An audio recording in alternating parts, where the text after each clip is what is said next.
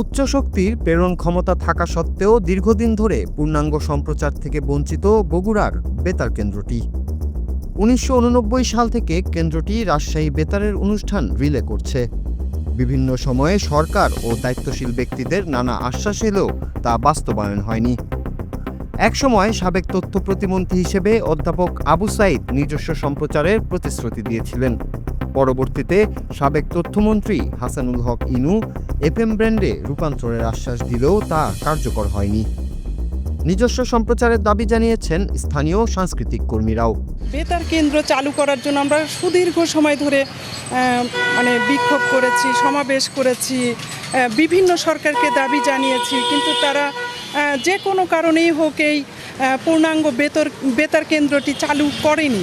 আমাদের বগুড়ার প্রধানমন্ত্রী, আমাদের বগুড়ার মানুষ, সেই জন্য আমরা একটু বেশি প্রত্যাশা করতে পারি যে আমাদের বগুড়াতে যেন বেতার কেন্দ্রটি পূর্ণাঙ্গভাবে চালু করা হয়। বগুড়া বেতারটা দীর্ঘদিন ধরেই বন্ধ আছে, তো এটা বন্ধ থাকার কারণে আমাদের যারা বগুড়ার যারা সাংস্কৃতিক মনা আছে তারা কিন্তু নিজের শহরের যে বেতার কেন্দ্র সেটা নিয়ে কাজ করা বা সেখানে কাজ করার সুযোগটা থেকে বঞ্চিত হচ্ছে। সংস্কৃতিতে বগুড়ার মানুষ কিন্তু অনেকটা এগিয়ে আছে এবং এটা যদি চালু হয় আমার মনে হয় আরও এগিয়ে যাবে বগুড়ার যারা সাংস্কৃতিক কর্মী আছে এবং শিশুরা।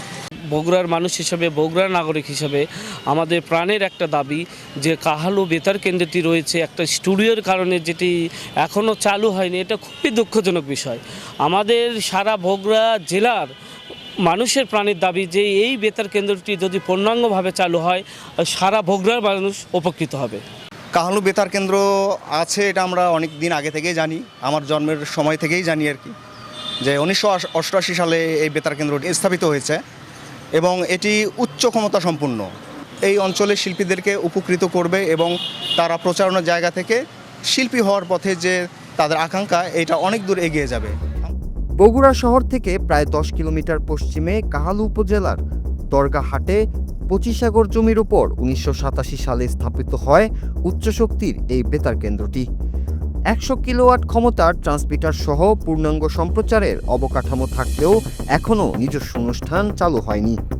দ্রুত নিজস্ব অনুষ্ঠানে সমৃদ্ধ হবে বেতার কেন্দ্র, এমনটাই প্রত্যাশা স্থানীয় বুদ্ধিজীবীদের। বাংলাদেশ বেতারের একটি উপকেন্দ্র আছে কাহালুতে, এটা দীর্ঘদিন ধরে আছে। কাহালুবাসী কিংবা বগুড়াবাসী দীর্ঘদিন ধরে আন্দোলন করে আসতেছে যে উপকেন্দ্রটি পূর্ণাঙ্গ বেতার কেন্দ্র হিসেবে চালু করবার জন্য।